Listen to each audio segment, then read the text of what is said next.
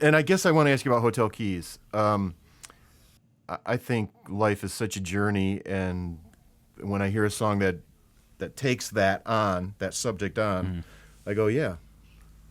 So, Well, my favorite story about any song is that song. I wrote with one of my favorite country artists, is a guy named David Nail, one of the best singers in Nashville. And we are fans of each other's music and got to meet a few years ago, and he's been a buddy. And so we got together to write.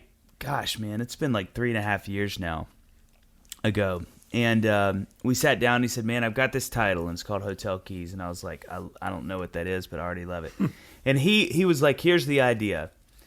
This is kind of all I have, so let's just see if we can get anything from this. He said, and it was some version of what we landed on. I remember when everything was more than just a pocket of hotel keys. And it's like, those are the co-writes you live for, because it's all there. You just got to, like, again, it's just grabbing it. It's just like, finding where it is in the room.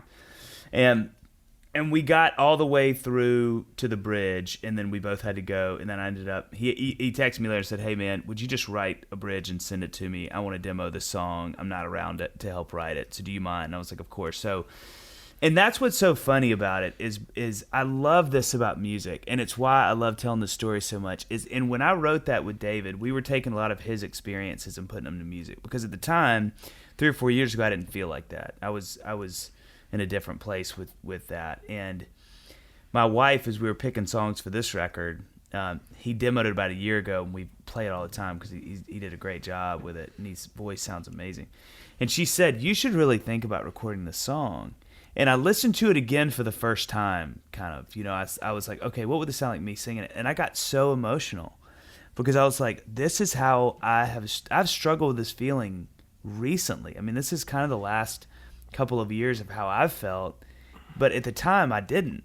And now, I mean, I know exactly what that feels like.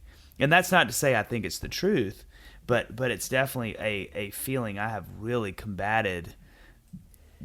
I've really struggled with this feeling like, gosh, it'd be amazing to feel like there was all this stuff that I could show for the time I put into this. And there is. And I'm so grateful. And that's why I almost didn't record the song, because I was like, man, I don't want fans to feel like Dave thinks this whole thing sucked, because I don't. I love it. But it's a struggle. I mean, it's no joke. Doing this is not always easy lifting.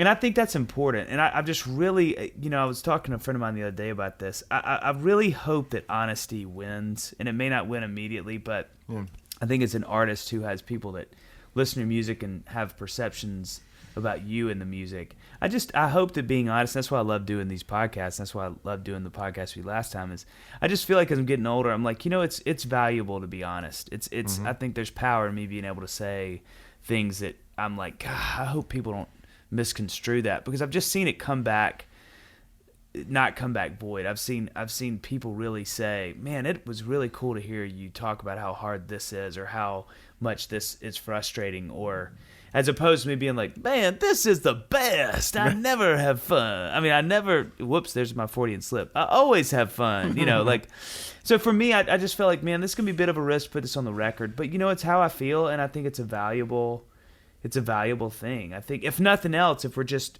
we're like at the macro level of looking at song, I think everybody can relate to, like, man, it's good to know that things can be rewarding, and it's frustrating when you struggle with feeling like they aren't, Yeah, well, we can follow our inner soul of what we're supposed to do in this life.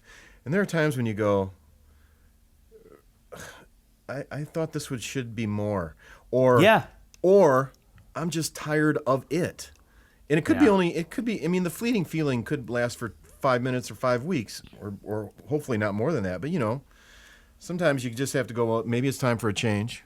Yeah. And you start wanting to just write and produce for a living instead of, rolling around the country and missing family and all that kind of stuff. Because that's where I would be in your shoes, because I don't want to be away from home as much as at least you have been. I don't know where you're going in the next few years, but well, that's, that is the question. That is the question with me and a large amount of my friends that do this. Yeah.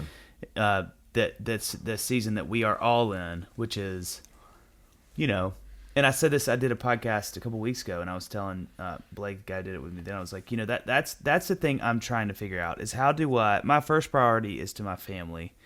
So that has to be going well. And from there, how do I do this? I mean, it can't look like it did. I really want the people that listen to my music and support what I do to continue listening. So how do I make sure that they're getting enough of what I do to feel excited and invigorated enough to do it? But, you know, I don't want to come home and, you know, my son go, God, who is that guy? He looks like a cool guy, but I don't know who this guy is. You know, like, that's like such a deep fear of mine. So, you know, now it's just trying to be responsible to both of those things. You know, how do you be a dad? How do you be a husband? How do you be a friend, brother? You know, all those things. And how do you do this for a living where you aren't, you know, gone all the time?